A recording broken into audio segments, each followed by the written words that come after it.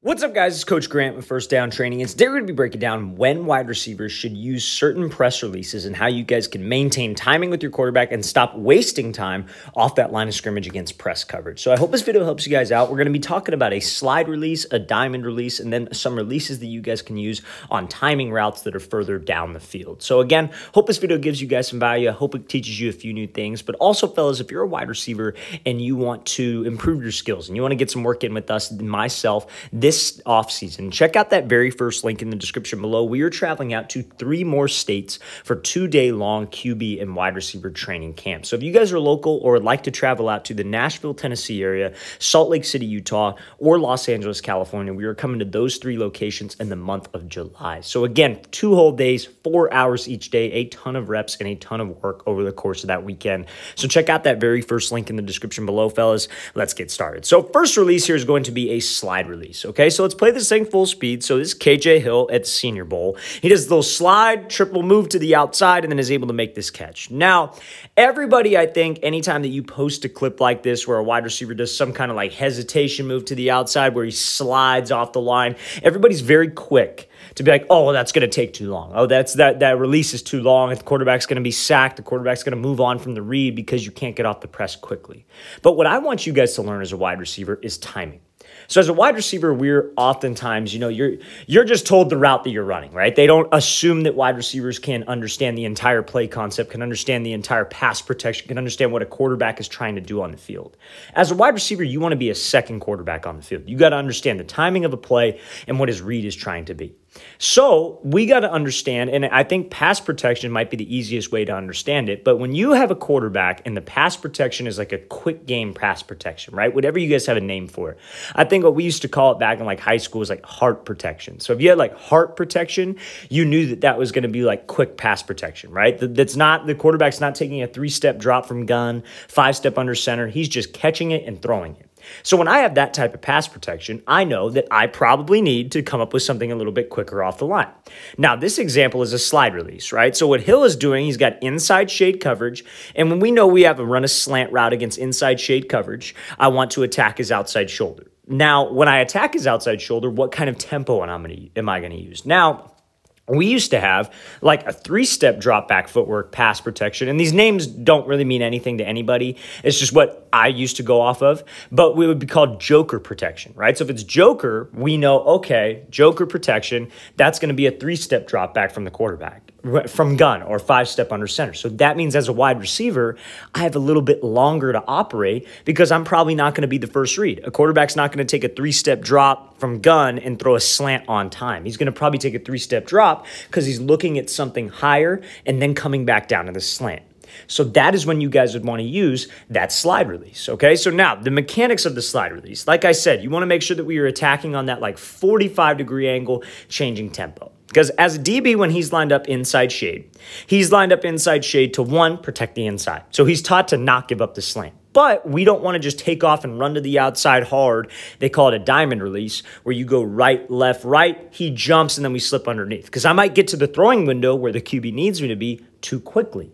So when you guys have these slower developing releases where I slide to the outside and then I give this 1, 2, 3 and I give this head fake to the outside, I'm trying to get this DB to jump to the fade.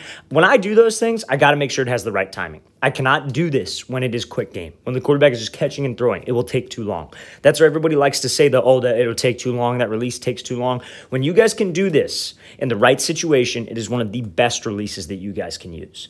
Now, again, this slide release, when I do this, it's about, again, threatening him vertical. So a lot of people, when they'll do this slide, what Hill does a great job of is actually attacking this DB and threatening vertical. When he comes off that line, you see how he's attacking at a 45. He's not going flat. What a lot of wide receivers will do with this slide is they will go lateral. They will go like 90 degrees. DB will just sit square. Then they try to run the slant, and there's too much of a gap between the two of them, and the DB will recover. But if you can threaten him on that 45 and you could actually get him to think fade, sell with your hips and shoulders on the cut, he can jump and I could slip back underneath easily. So fellas, we just have to know when I could use a longer release. Now, what's another situation you could use it on? Maybe play action. You see like Hunter Renfrow, there's a popular clip of him running this route. I believe it was against the Chiefs. I'm not 100% sure, but it was a whip route.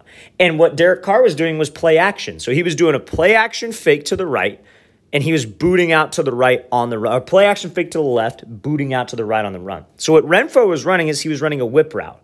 But when he did his release, it wasn't a quick release because if he would have gotten to the whip too soon and Carr wasn't ready for him, that gives the DB time to recover. So what he did was he took a slide release, broke to the slant, then back to the whip. It's all about timing, fellas. You got to make sure that we keep timing and keep spacing with my QB. Let's play this thing again, full speed one more time. Great job by Hill, working that 3-step fake at the end and that slide release to keep timing. So now, what do you do if it's first read? So what was that pass protection we talked about? We talked about his heart protection, right? And again, maybe you aren't told, maybe you're in an offense where like it's a signal-based offense, right? And maybe the receiver coach or whoever's signaling you the play is not going to signal you the pass protection because you guys are trying to go fast, you guys are trying to play fast. And I get that. When I coached high school receivers, we didn't do that. I just told the receivers, hey, this is the play we got. These are the routes that you're running. You need to know that ahead of time. You need to know the playbook inside and out as a wide receiver because that is how we can use these things to our advantage. People don't talk about that enough. Everybody loves to talk about the fancy drills that are going to help you work on the slide release. They love saying all the phrases like, oh, you're going to freeze him and then leave him. But what good does that do if you don't know when to use it? You have to know when to use these things in an actual live game scenario. So now, what if you're a first read? What if it's a play concept like double slant? Okay, and now I got this inside shade press coverage. We know inside shade, what's he trying to protect? He's trying to protect the inside. So if I just try to force the inside release and run, he's going to get hands on me. He's going to squeeze me inside, and I'm going to run into that other slant. So I need to attack the outside shoulder, just like what we did with that slide release to get him off. But now it's got to be a little bit faster tempo because the QB ain't dropping back. He is just catching it and throwing it. So I need to keep that 3-step timing that I have normally when it's just zone coverage and I have to run this route. So that's what Jamar Chase does right here. He attacks the outside shoulder, 1, 2, 3, gets the DB to flip his hips, and then we're able to make this catch. This is a quicker developing release. He comes off the line. That's his first step. A diamond release, fellas, is 3 hard steps at his outside shoulder.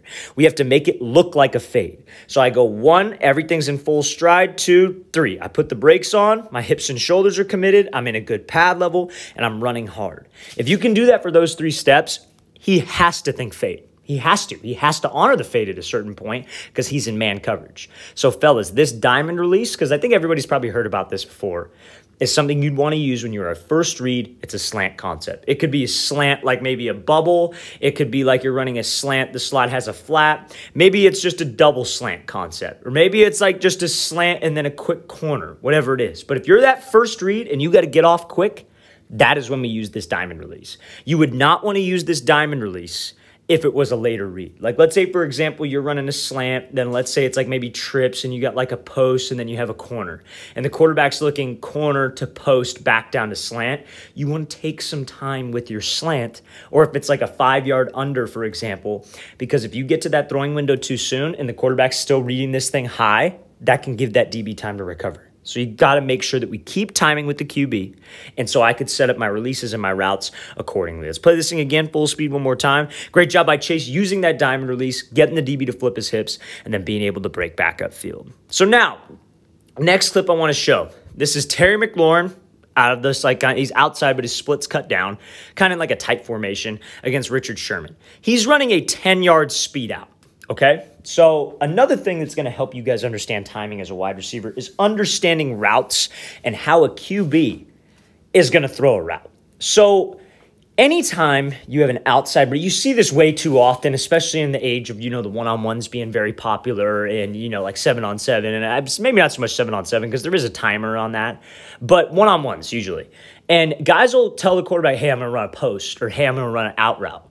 And those two routes are so timing-based that receivers will come up to the line and they'll do all this fancy stuff. They'll like slide, they'll give a move, and then they'll break out, and then they'll break to the out route. That takes too long, fellas. You got to understand a QB will never throw a route like a 10-yard out, like a corner, like a bang 8 post late, because it will get picked off or a receiver will get killed. Those are all timing throws. So if you have that play called, what do you think you probably are? You're probably the first read on the play. So you probably have to get up into the route quickly. So let's look at this clip from Terry McLaurin. He's got outside shade press, right? So when this DB's outside shade, he could very easily like hesitate, slide to the outside. DB's going to try to keep his leverage, and then he'll take the inside release. But he decides to just go with a simple wide step release. So I'm going to play it. He does a wide step, gets that DB to jump. He's up into the route, but he keeps the timing with the QB, fellas. When it comes to press releases, it is about timing and it is about spacing. Now, when I say spacing, I don't mean, okay, I have a 10-yard out, because this is what people will do. I'll talk about timing, and then when they're like, oh, crap, I have a 10-yard out, I can't waste any time off the line, they'll just force it. So they'll just end up running to the outside, DB's outside leverage, he'll get hands on you, squeeze you all the way to that sideline, and you'll have like a yard to break. And then that's even worse because now the quarterback can't throw you the ball because you're not open. So you have to have quicker releases in your bag, and you also have to have longer releases in your bag. Those are the things that's going to get you open, fellas. You got to be able to separate the two. You got to understand when to use the two, and then obviously the mechanics of the two. We talk a lot about the mechanics all throughout the week. Today, I just wanted to talk about when you guys should use these types of things. So wide step release is a great release to use. One single step is not going to waste timing with the QB. You hesitating in a situation like this when you need to get up into the route, doing this slide release, that doesn't work. It's not going to work, fellas. You got to understand the reads and the timing of each play. Let's play this thing again. Full speed one more time. Great job with that wide step. Great job threatening vertical and then knowing how to take care of this wide DB at the top. All right, fellas, I really want to thank you for watching. I really appreciate it. If you guys have any questions at all, don't hesitate to leave that in the comment section below. Always appreciate the feedback. It's always great to hear from you guys as usual. And again, if you would like to get some work in with myself and my staff of coaches this offseason, guys, we are traveling out to 3 more states. We're coming out to Nashville, Tennessee, Salt Lake City, Utah, and then Los Angeles, California. 2-day-long QB and wide receiver training camps. So if you guys want some more information on that, check out that very first link in the description below. I'll see you guys next time.